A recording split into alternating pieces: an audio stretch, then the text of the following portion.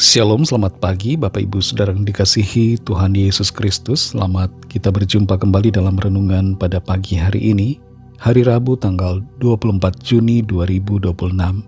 Kiranya saudara semua ada dalam keadaan yang baik, penuh sukacita, kuat dalam iman, berlimpah berkat Tuhan.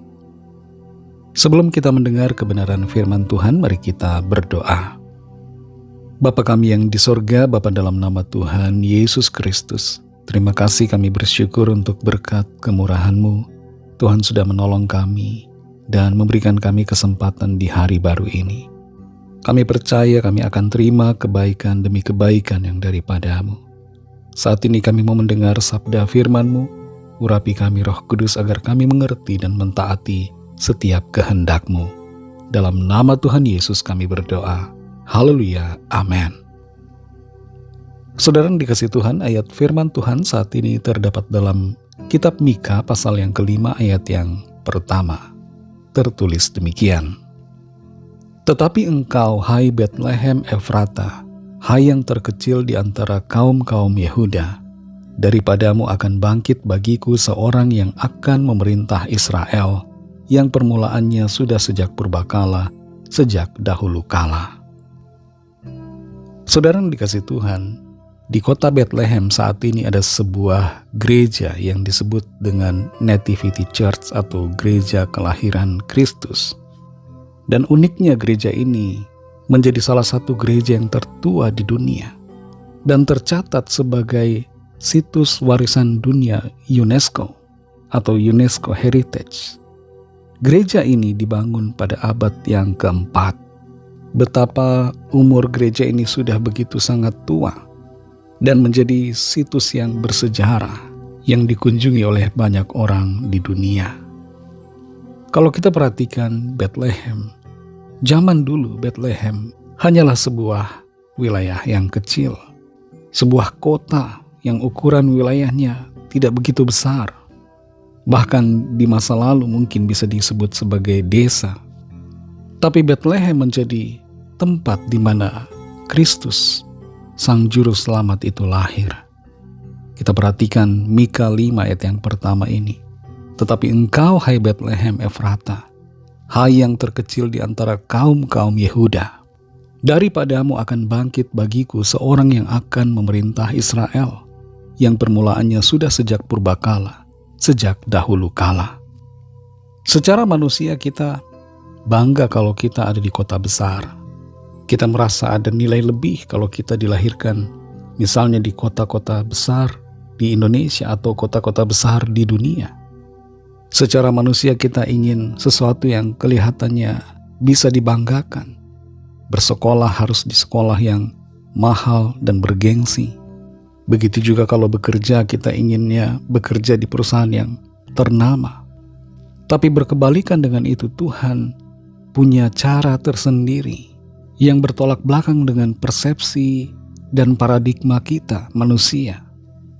Ketika Tuhan lahir ke dunia, dia tidak memilih Yerusalem, tapi dia memilih Bethlehem, sebuah wilayah kota yang sangat kecil pada waktu itu. Di sini saudara kita melihat bahwa Tuhan itu bekerja dalam kesederhanaan. Bethlehem dipilih Tuhan, menunjukkan tentang karakter Tuhan yang begitu sederhana. Tuhan senang memakai apa yang kelihatannya kecil, tidak berarti, dan seringkali diabaikan. Dan inilah saudara yang menjadi hal yang luar biasa buat kita.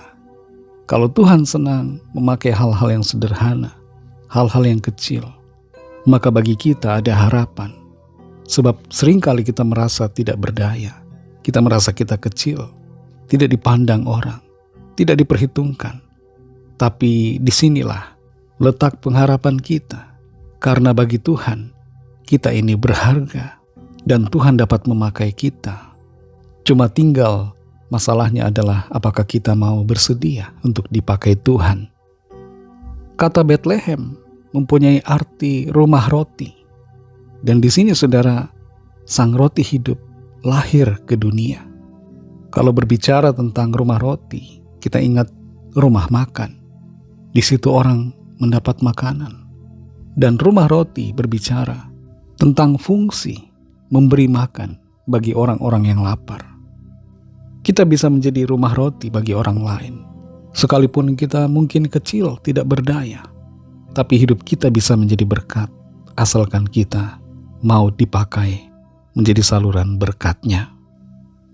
Saudara yang dikasihi Tuhan, Bethlehem menjadi pelajaran buat kita bahwa Tuhan dapat memakai setiap kita, sekecil apapun potensi yang kita miliki.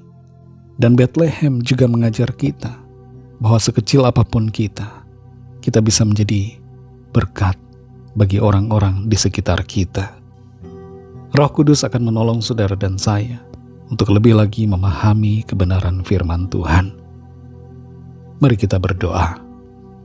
Terima kasih Tuhan Yesus, kami bersyukur untuk berkat firman-Mu yang sudah kami dengar. Kami belajar bagaimana Tuhan memakai kota Bethlehem, sebuah wilayah yang kecil, sebagai tempat kelahiran-Mu.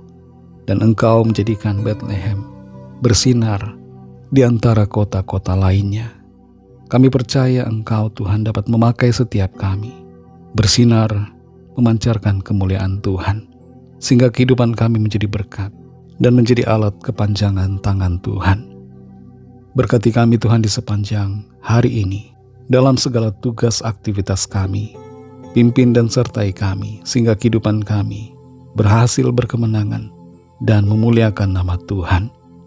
Lawatlah setiap kami yang sakit, yang dalam pergumulan, yang sedang putus asa, kehilangan semangat Tuhan jamah. Ada kesembuhan saat ini terjadi, ada pemulihan, ada semangat baru, ada jalan keluar yang Tuhan nyatakan. Berkatilah bangsa kami Indonesia dan juga semua bangsa di dunia ini. Berikanlah keamanan, kedamaian, dan kesejahteraan. Dan lawatlah setiap orang dari segala bangsa, supaya percaya kepadamu dan menerima anugerah keselamatan. Kami serahkan semua ke dalam tangan kasih-Mu, dalam nama-Mu yang kudus, nama Tuhan Yesus Kristus. Kami sudah berdoa dan mengucap syukur. Haleluya. Mari sama-sama kita berdoa, doa Bapa kami. Bapa kami yang di sorga, dikuduskanlah nama-Mu, datanglah kerajaan-Mu, jadilah kehendak-Mu di bumi seperti di sorga. Berikanlah kami pada hari ini makanan kami yang secukupnya, dan ampunilah kami akan kesalahan kami, seperti kami juga mengampuni orang yang bersalah kepada kami. Dan janganlah membawa kami ke dalam pencobaan, tetapi lepaskanlah kami daripada yang jahat, karena Engkaulah yang punya kerajaan, dan kuasa dan kemuliaan, sampai selama-lamanya. Amin. Terimalah berkat Tuhan. Tuhan memberkati engkau dan melindungi engkau. Tuhan menyinari engkau dengan wajah-Nya dan memberikan kasih karunia. Tuhan menghadapkan wajah-Nya kepadamu dan memberikan damai sejahtera. Berkat dan anugerah Allah Bapa, kasih karunia dari Tuhan Yesus Kristus, dalam persekutuan dengan Roh Kudus, menyertai saudara semua, sekarang ini dan sampai Maranatha, Tuhan Yesus datang kembali, dan bahkan sampai selama-lamanya. Dalam berkat nama Tuhan Yesus Kristus, haleluya, amin. Puji Tuhan, saudara yang dikasihi Tuhan, Tuhan Yesus memberkati saudara semua. Selamat beraktivitas dan sampai jumpa dalam renungan yang berikutnya. Haleluya.